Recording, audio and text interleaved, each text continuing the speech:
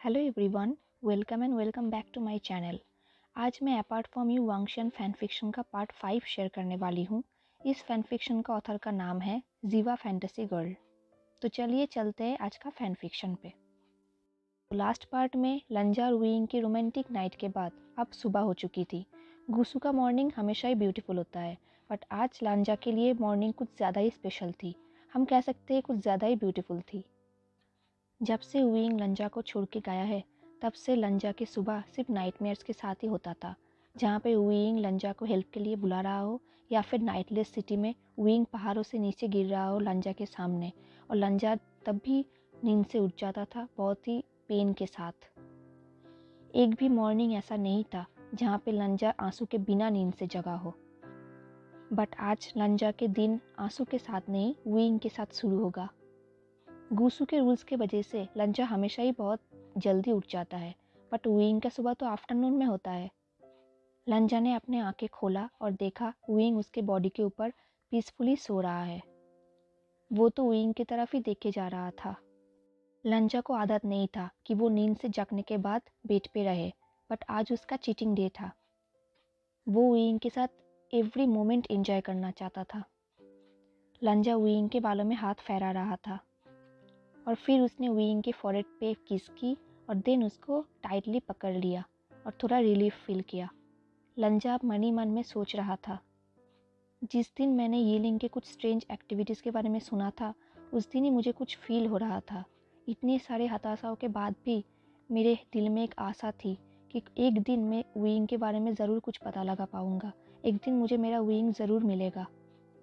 जब भी मैं यीलिंग पे पहुँचा, तब मेरा हार्ट बीट बहुत फास्ट होने लगा, जैसे कि कुछ तो होने वाला है। एंड फाइनली मेरे सामने एक शैडो आ गया। मैंने उसका पीछा किया। मुझे पता था कि वो कौन है, एंड मैं ठीक ही था, वो वेननिंग ही है। जब भी मैंने वेननिंग को देखा, तभी मैंने हेवेंस को थैंक की, क्योंकि वेननिंग को ढूंढ पाना मतलब वीइंग आसपास ही होगा और वो जिंदा होगा। जब मैं वेननिंग से बात कर रहा था, मुझे लग ही रहा था कि वो कुछ छुपा रहा है। वेननिंग अपने मास्टर के लिए बहुत लॉयल है। वो अपने आप को सेक्रीफाइस कर सकता है, बट अपना मास्टर के ऑर्डर कभी वो ब्रेक नहीं कर सकता। इसलिए मैंने सोचा कि मुझे कुछ और करना पड़ेगा, सो मैंने उसे गुसु ले आया। वेनिंग बहुत ही खुश था गुसु आने के लिए। ये उसके फेस में ही दिख रहा था। डिनर के बाद जिस पल का मैं वेट कर रहा था, वो फाइनली आ गया। वेनिंग गुसु से निकल गया और मुझे पता था कि वो वीइंग से ही मिलने जाएगा। मैंने उसे सीक्रेटली फॉलो किया एंड फाइनली मैंने मेरा वीइंग को ढूंढ ही लिया। वो सामने वाला कॉटेज के बैल्कनी में बैठा हुआ था ड्रिंक्स के साथ और चांद को देखे जा रहा था। वीइंग ने एक मिनट भी नहीं ली थी ये समझने के लिए कि मैंने वेनिंग को ट्रिक की थी उस तक पहुंचने के लिए। मुझे विश्वास नहीं हो रहा था कि वीइंग मेरे सामने है, वो मुझे देख रहा है।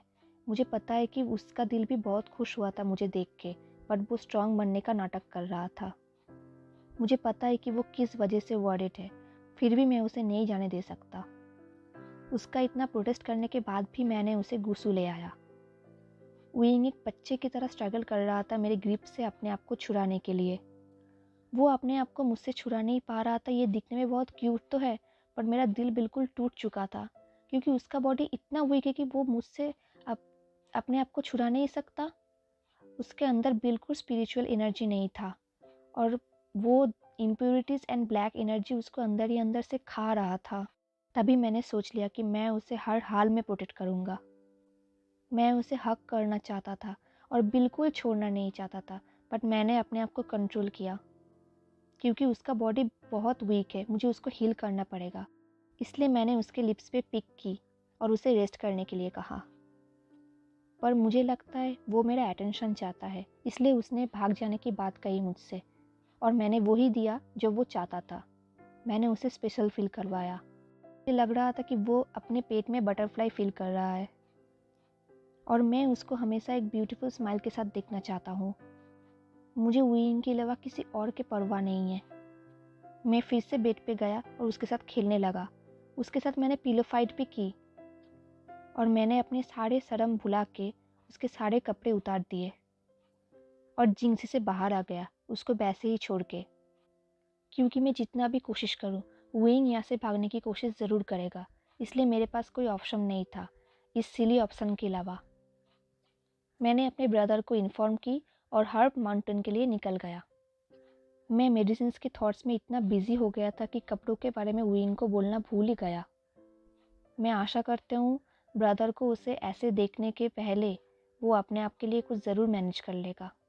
इस माउंटेन में हर्ब कलेक्ट करने के लिए बहुत सारी स्पिरिचुअल एनर्जी नष्ट होता है, बट किसको फ़र्क पड़ता है? ये मेडिसिन्स मेरे लव को क्योर करेगा। अगर इसके लिए मेरे बॉडी वीक हो जाए तो मुझे कोई फ़र्क नहीं पड़ता। मुझे तो ये सोच के क्यूरियोसिटी हो रहा था कि उसने पूरा दिन क्या किया जब मैं वहाँ पे नहीं था। क्या वो ब्रदर से आर्ग्यू कर रहा है क्लाउडेसस छोड़ने के लिए? तब लंजा ने सोचा क्यों ना स्पिरिट से पूछा जाए। फिर उसने एक स्पिरिट को बुलाया और पूछा कि विंग क्या कर रहा है। स्पिरिट ने जो बोला उससे तो लंजा बिल्कुल मैड ही हो गया। क्या डेट प्लान कर रहा है यूनसू के साथ? विंग मेरे साथ ऐसा कैसे कर सकता है? क्या उसको मेरे फीलिंग्स दिखाई नहीं देते? क्या मैं इतना अनएक्सप्रेसिव हूँ? मैंने जल्दी से केयरफुली इम्पॉर्टेंट हर्ब्स को कलेक्ट कर लिए और गुसू की तरफ बढ़ने लगा। जब मैं गुसू की तरफ बढ़ने लगा तब मेरे दिमाग में बहुत सारे थॉट्स आ रहे थे कि मैं कैसे विंग को बोलूं कि मुझे कोई लड़की नहीं चाहिए सिवाय उसके। मैं सिर्फ तुम्हें चाहता हूँ विंग। जब से मैंने तुम्हें देखा है मेरा दिल सिर्फ तुम्हारे लिए ही धड़कता है। मैं तुम्हें टाइटली हग करना चाहता हूँ और तुम्हें किस करना चाहता हूँ, बहुत ही एग्रेसिवली, ब्रेथलेस, जब तक कि तुम मुझसे बेग ना करो तुम्हें छोड़ने के लिए। तभी मैंने एक इमरजेंसी मैसेज रिसीव की यूनसू से। यूनसू ने मुझसे माफ़ी मांगी क्योंकि आज रात वो डिनर नहीं कर सकता मेरे साथ, क्योंकि उसे गुसू के नाइट हंट में जाना है। ये विंग के इनविटेशंस का रिप्लाई था जो विंग ने मेरे नाम से उसे भेजा था। मैं क्लाउडेसस में आ गया। लगभग शाम हो चुका था। मैं पहुंचने के बाद ही ब्रदर के साथ डिस्कस किया अबाउट मेडिसिन्स। ब्रदर ऑलरेडी वेनिंग का ट्रीटमेंट शुरू कर दिया था और उन्होंने ये भी बताया कि वेइंग ने मेडिसिन्स लेने में रिफ्यूज़ कर दिया। मैंने ब्रदर को एश्योर किया कि मैं वेइंग को मेडिसिन्स खिलाकर रहूँगा। फिर मैं ब्रदर के चेम्बर से निकल गया अपने जिंगशी जाने के लिए और मुझे बहुत गुस्सा भी आ रहा था। मैंने देखा कि सिजुई और जिंगी वो दोनों जिंगशी के बाहर खड़े हैं। जब भी मैंने उन दोनों को एक कोल्ड स्टेयर दी वो दोनों वहाँ से भाग गए। मुझे पता था कि विंग को ज़रूर किसी न किसी ने हेल्प किया था क्लाउड रेसेस में और वो दोनों ही है। मैं जिंगशी के अंदर गया और मैं तो बिल्कुल शॉक ही रह गया। विंग कैंडल्स जला रहा था। मुझे पता नहीं क्या हो गया था। मैं self control, patience, sense, same सब कुछ खो चुका था। मैंने अपने सेल्फ कंट्रोल करने की बहुत कोशिश की और वो कंटिन्यू विंसू के बारे में बात किया जा रहा था। मेरा मतलब क्यों? क्या ज़रूरत है उसे एक लड़की का नाम बार बार लेके आने की? मैंने उसे कहा सारे मेडिसिन्स मेरे हाथ पे रखो और वो सेमलेसली सारे मेडिसिन्स मेरे हाथ पे रख दिया। और अब मैं नेक्स्ट जो भी करने वाला हूँ इसके लिए वही रिस्पॉन्सिबल रहेगा।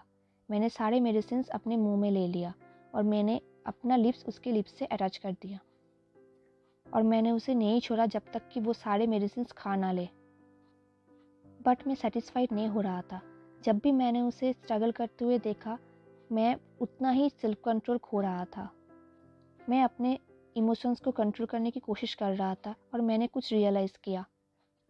जब भी उसका बॉडी मेरे बॉडी के कांटेक्ट में आ रहा था तब भी उसका बॉडी मेरे बॉडी से स्पिरिचुअल एनर्जी एब्जॉर्ब कर रहा था, क्योंकि उसके बॉडी बहुत ही वीक है। इसलिए मैंने डिसाइड की कि मैं भी वही करूँगा जो उसका बॉडी चाहता है और मैं भी अपने बॉडी का डिज़ायर फुलफिल करने दूँगा। मैंने उसका दोनों हाथ बांध ली और उसका ब्यूटीफुल बॉडी को एडमायर करने लगा। मुझसे जो हो सकता था मैंने वही करने की कोशिश की। मैंने उसको रिलैक्स करने की कोशिश की ताकि उसका बॉडी मेरे बॉडी से पावर एब्जॉर्ब कर सके। पर मुझे डर लग रहा था अगर विंग को इसके बारे में पता चल गया तो, कि उसका बॉडी मेरे बॉडी से पावर एब्जॉर्ब कर रहा है। नहीं, मैं ऐसा नहीं होने दे सकता। मुझे उसे किसी भी तरह डिस्ट्रैक्ट करना पड़ेगा। मैंने उसे एग्रेसिवली किस किया और वो हेल्पलेसली स्ट्रगल करने लगा।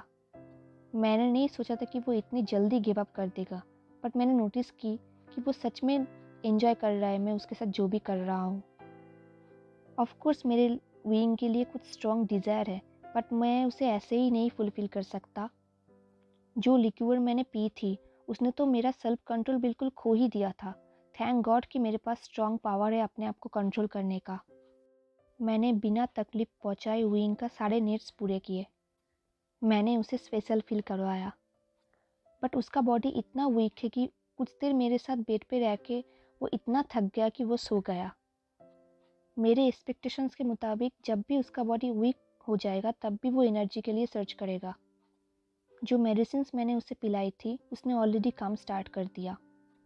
मैं उसके पास सो गया और उसको एम्बरेस कर लिया ताकि उसका बॉडी मुझसे पावर ले सके। मैं रिलीफ करके अपनी आंखें बंद कर ली कि एटलीस्ट इस बार मैंने उसे हेल्प किया है।